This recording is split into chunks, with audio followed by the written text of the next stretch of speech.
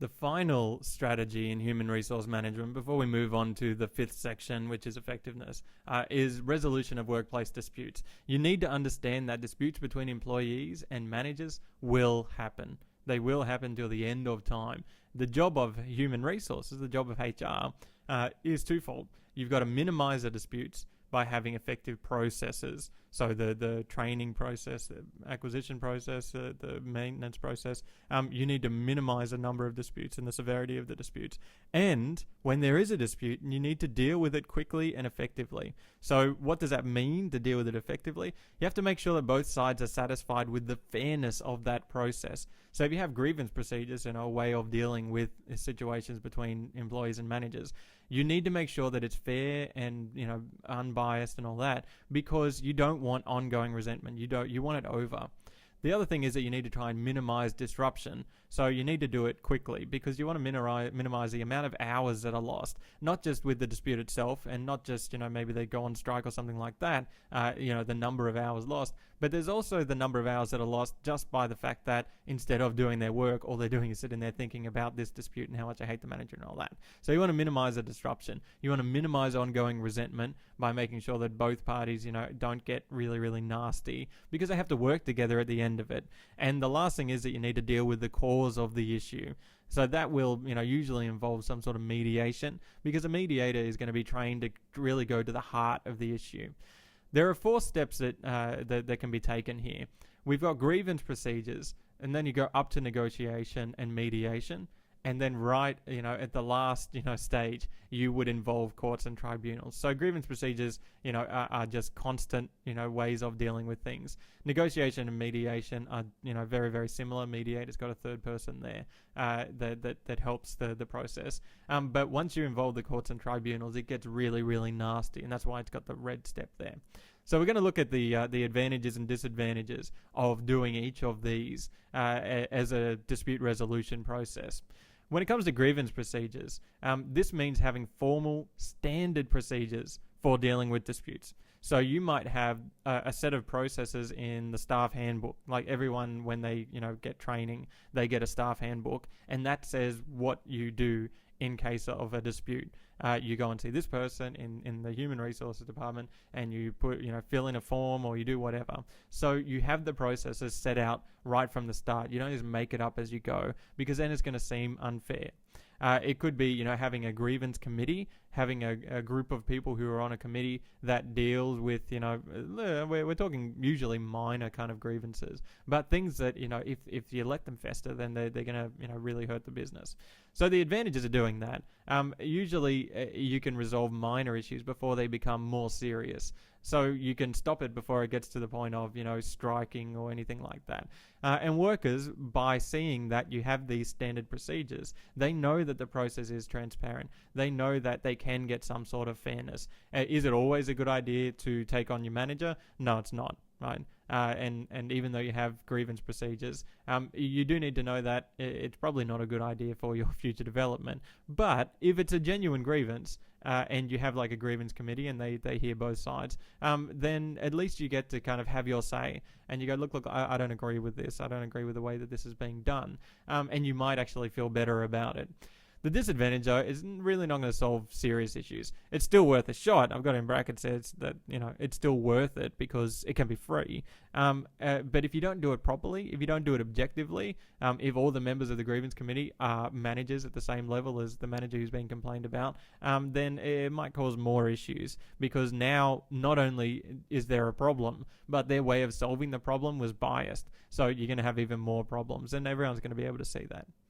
Negotiation is direct discussions between the employee or the employees and the manager that's in charge of whatever it is. The advantages of it is it's good for skilled workers because they're going to be more confident when they go into the negotiations. It's going to be free because it's done within the business. There might be a little bit of time lost, but it might only be, a couple of hours or something like that.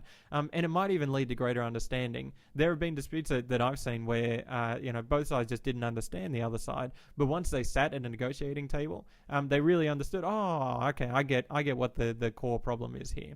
But the disadvantage is that it's not going to be good if it's about the relationship itself.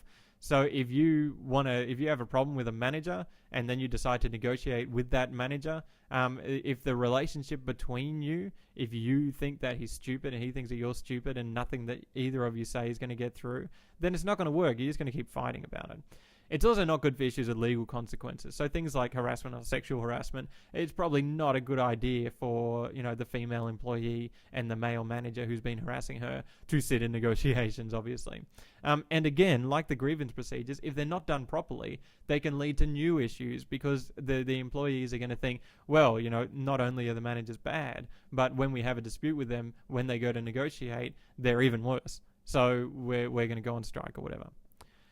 The next step is mediation, and mediation is sort of the same as negotiation, but you've got a neutral third party. So it might be a trained mediator, and they might even work for Fair Work Australia. So what they do, they're trained to get to the core of the problem. They're trained to say, you know what, this person is going to speak now, and they're going to say what their concerns are. This is off the topic. You need to get back to the topic. So they're trained to mediate. The advantages are obviously both sides are going to know that the mediator is independent because they work for Fair Work Australia. They work for a mediation company, not for the company itself. The mediators are very good at their job usually when it comes to dealing with disputes. So they're going to be better than negotiating just straight between the parties because they're going to say, no, I know how to get to the core of the problem because I've done this 1,000 times. And they might even come up with new solutions from one of the other times that they've had an almost identical dispute at another workplace. The problem with mediation, though, is that there's no binding decision. The mediator can just suggest that this is what the parties should do, this is what the people involved should do, but they're not going to make a binding decision. And it might actually end up being very, very expensive, especially for smaller businesses, but it's still cheaper than court. So it's still worth a shot. Grievance procedures, worth a shot. Negotiations, worth a shot. Mediation, worth a shot. Obviously, except in serious cases. The top level and the last resort should be involving courts and tribunals, unless, like I said, it's a sexual harassment claim or something.